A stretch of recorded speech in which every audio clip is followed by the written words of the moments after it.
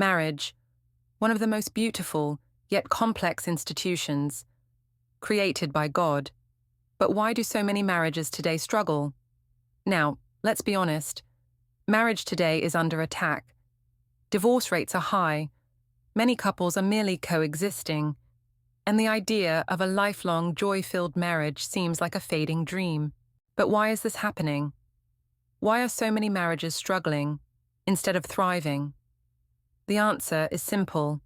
Many marriages today are built on the wrong foundation, and without a solid foundation, even the strongest-looking marriage will eventually collapse.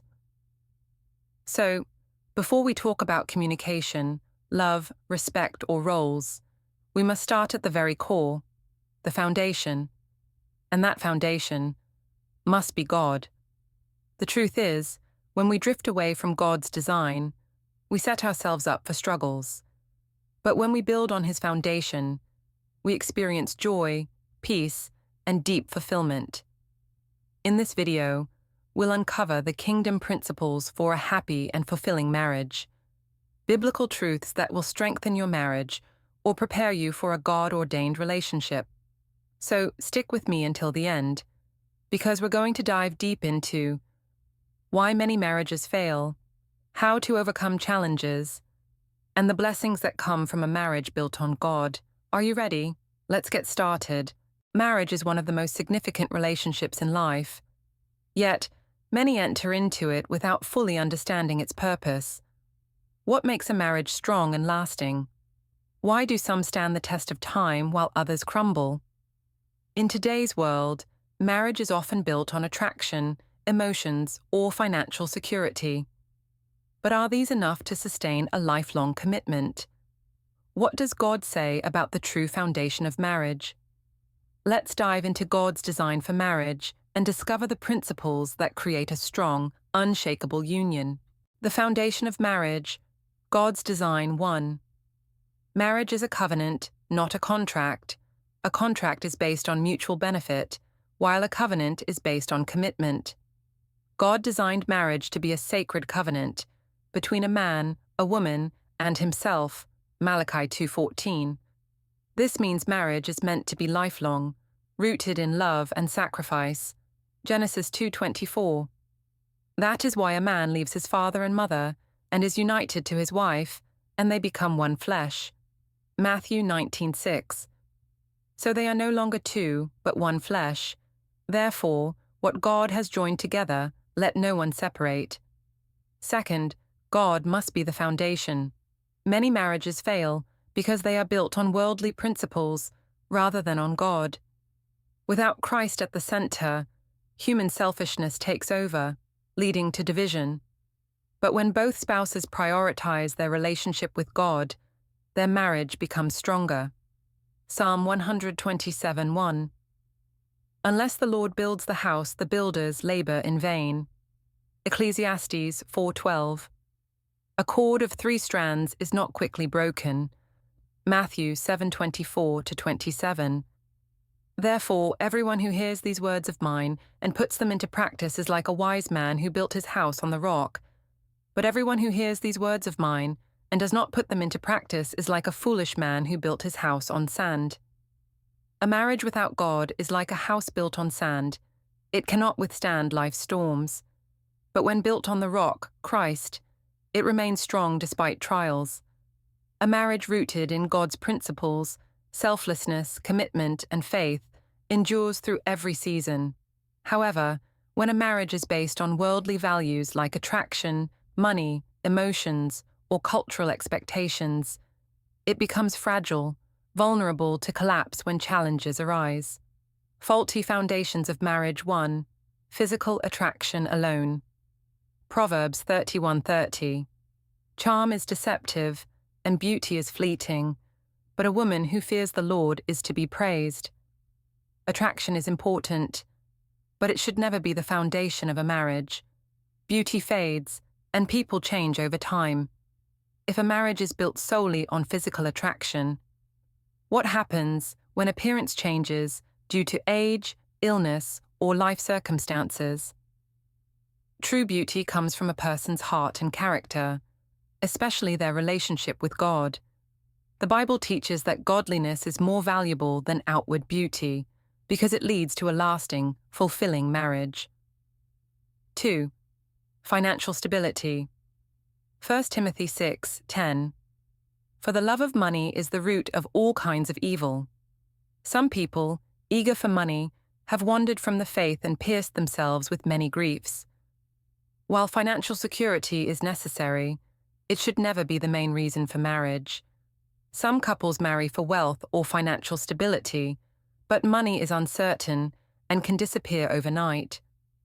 If money is the foundation of a marriage, what happens when financial hardship strikes? The love of money often leads to stress, greed, and conflict, causing many marriages to suffer. Instead of placing trust in wealth, couples should build their marriage on faith in God, who is the ultimate provider. Philippians 4:19. 3.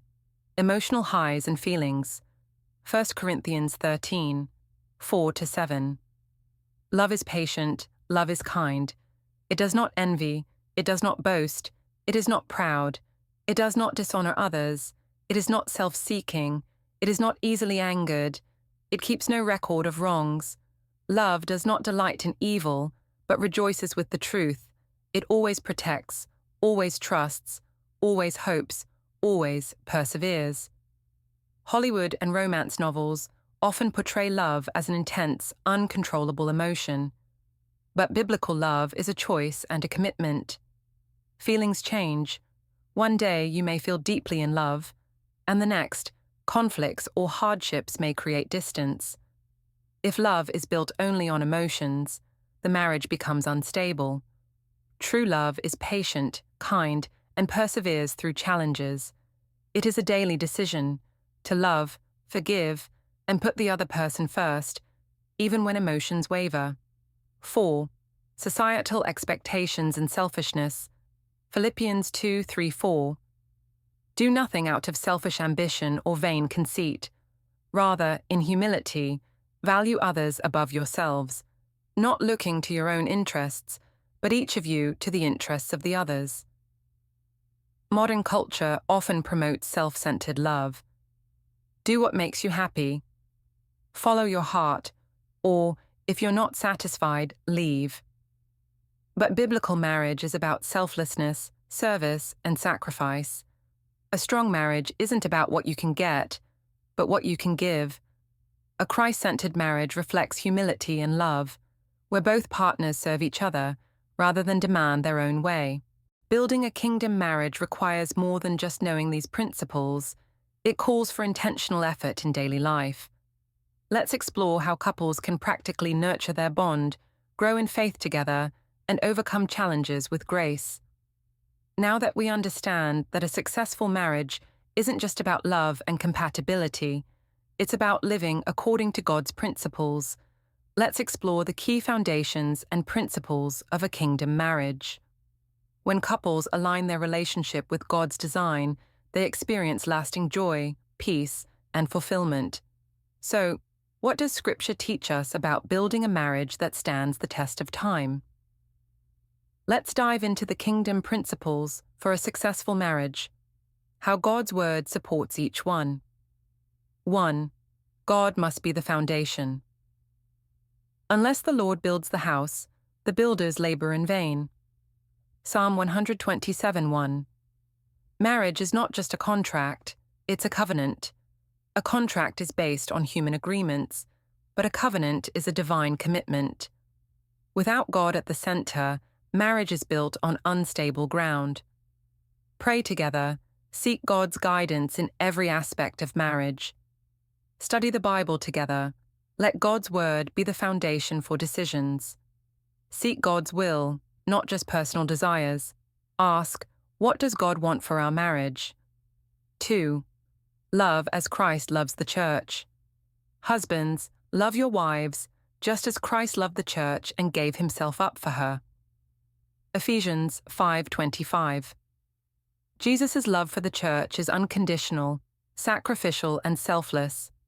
A successful marriage follows this example, where love is not based on feelings but on commitment and sacrifice.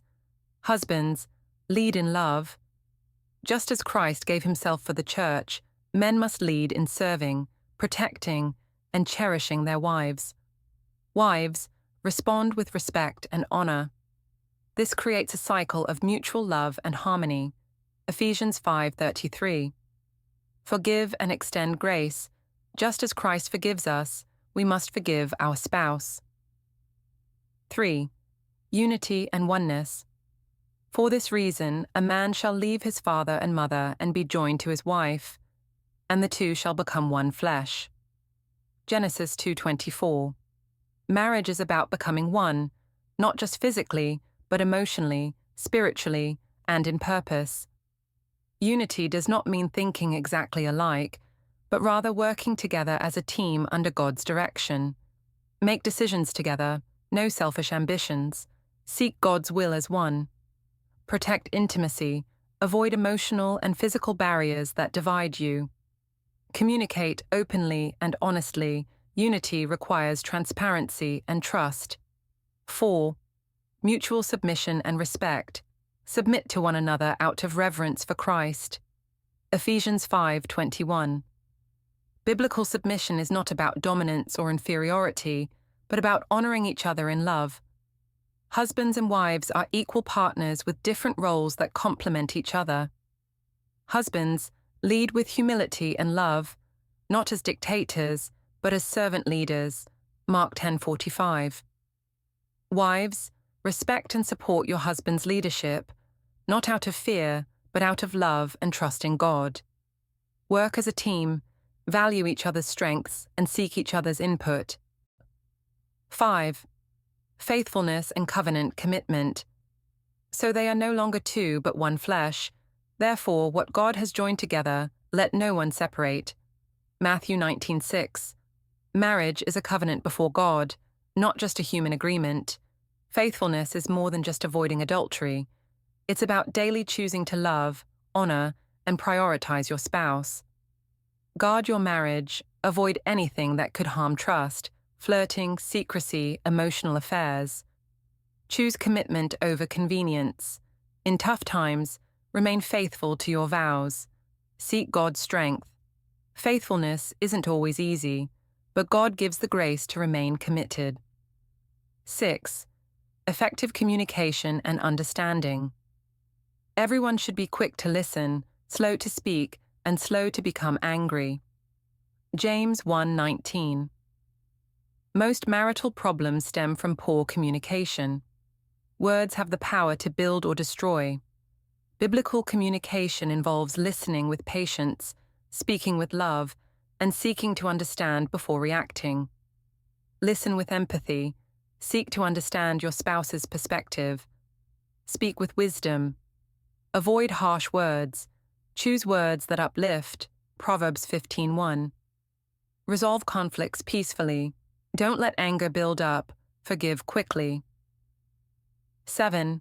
Financial stewardship and contentment. Keep your lives free from the love of money and be content with what you have. Hebrews 13:5. Money is one of the top causes of marital conflict. Kingdom marriages trust God as their provider and practice wise financial stewardship. Budget and plan together. Avoid financial secrecy and work toward common goals. Be content. Don't compare your financial status to others. 1 Timothy 6:6. Tithe and give generously. Trust God with your finances, and He will provide. 8. Raising a godly family. Train up a child in the way he should go, and when he is old, he will not depart from it. Proverbs 22:6. A kingdom marriage isn't just about the couple. It's also about raising godly children who will continue to walk in faith. Parents must model what a God-centered marriage looks like. Pray as a family. Make God a priority in your home. Teach biblical values. Don't rely only on schools and churches to raise your children spiritually. Be role models. Children learn more by watching than by being told. 9. Walking in forgiveness and grace. Bear with each other and forgive one another if any of you has a grievance against someone. Forgive as the Lord forgave you. Colossians 3:13. No marriage is perfect. Mistakes will happen, and conflicts will arise. A successful marriage isn't one without problems, but one where forgiveness is practiced daily. Forgive quickly. Don't allow resentment to build. Apologize sincerely. Own your mistakes and seek reconciliation. Extend grace. Just as God forgives us, we must forgive our spouse. 10. Seeking God. First in everything. But seek first the kingdom of God and his righteousness, and all these things will be given to you as well. Matthew 6:33. When a couple seeks God first, everything else falls into place. A marriage that prioritizes God's kingdom above personal desires experiences supernatural peace, provision, and joy. Make prayer a priority. Pray individually and as a couple. Trust God's timing and direction. Be patient in trials and trust his plans. Live with eternity in mind. Marriage is temporary, but your faith is eternal. Marriage is one of the most beautiful gifts that God has given us. But like any precious gift, it requires care, intentionality, and a commitment to build on the right foundation. A foundation that is not based on fleeting emotions, worldly expectations, or personal desires, but on God's unshakable truth. If you're married, I encourage you, invite God into every part of your relationship, into your conversations, your decisions, your struggles, and your joys. Let him be the anchor that holds you together, even in the storms. If you're preparing for marriage, let this be a season of laying the right foundation. Seek wisdom from God's word. Pursue a partner who shares your faith. And most importantly, commit to becoming the kind of spouse God is calling you to be. And if your marriage has been struggling, know this: God is the great restorer. No marriage is beyond his healing power, no matter how broken things may seem. When two hearts surrender to him, he can redeem, rebuild, and renew what was once lost. Remember, a kingdom marriage isn't about perfection, it's about progress. It's about two imperfect people choosing to love, to forgive, and to grow together, with Christ at the center. So as we close, I want to encourage you: love deeply, forgive quickly, pray fervently, and above all, seek God first. Because when God is at the center, marriage isn't just a lifelong commitment, it becomes a testimony of his love, his faithfulness, and his glory. Thank you for watching. If this message blessed you, don't forget to like, share, and subscribe for more faith-based content. See you in the next video. God bless you.